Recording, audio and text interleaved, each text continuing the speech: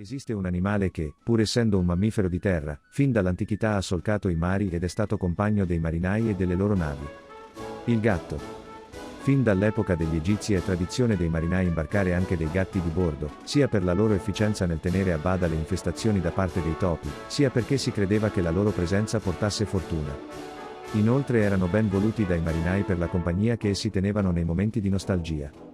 A volte i gatti diventano la mascotte della nave, venendo anche, in alcuni casi, raffigurati nello stemma della nave stessa. Durante la Seconda Guerra Mondiale i gatti di bordo divennero delle vere star. Ed è proprio di uno di questi gatti di mare che parleremo in questo video. Ecco a voi la leggenda di Sam l'inaffondabile. Nulla si sa di questo gatto, prima che si imbarcasse su una corazzata in forza alla Kriegsmarine, una delle navi più temute e famose della storia. La Bismarck. La nave da guerra lasciò il porto il 19 maggio 1941 ed a bordo, l'equipaggio si trovò in compagnia di un gatto nero dal collo bianco. Nessuno sapeva come fosse salito, non c'era nessuna traccia di lui né nelle liste del personale né in alcun altro documento ufficiale. Ma pochi giorni dopo, il 24 maggio, cominciò la caccia alla Bismarck da parte della flotta e dell'aviazione inglese. Alle ore 10:36 del 27 maggio, la Bismarck affondò e solo 116 uomini e un gatto nero si salvarono.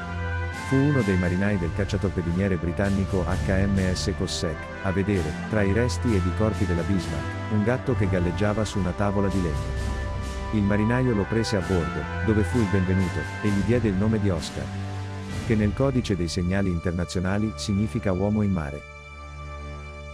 Nell'ottobre del 1941 la Cossack fu anch'essa affondata e sopravvissero solo 31 marinai e un gatto.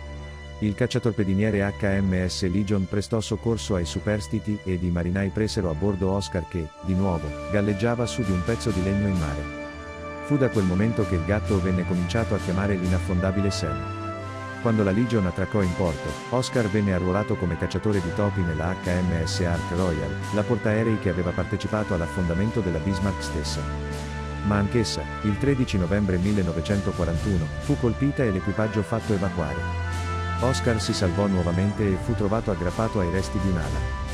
Venne tratto in salvo, con le cronache che lo riportano visibilmente arrabbiato. Chissà perché.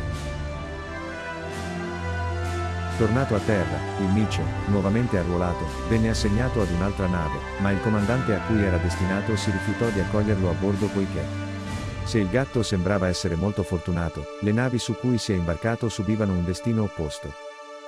Speak Oscar fu quindi affidato al governatore di Gibilterra, che lo tenne con lui nella sua abitazione. Salì per l'ultima volta su una nave per raggiungere Belfast, dove venne riassegnato per servire e tenere compagnia ad un ricovero per vecchi marinai che, come lui, ne avevano viste. La nave sopravvisse al viaggio e fu anche l'unica, dato che la HMS Legion e la nave che lo aveva salvato dall'affondamento dell'Ark Royal non sopravvissero nemmeno loro alla guerra. Quanto a lui, visse felicemente fino al 1955, quando morì da leggenda. Seppur esistono tributi ufficiali assegnati ad Oscar, alcuni ritengono sia solo una storia di mare. Cosa ne pensate, gatto fortunato o sciagura per qualsiasi nave? Dite la vostra nei commenti.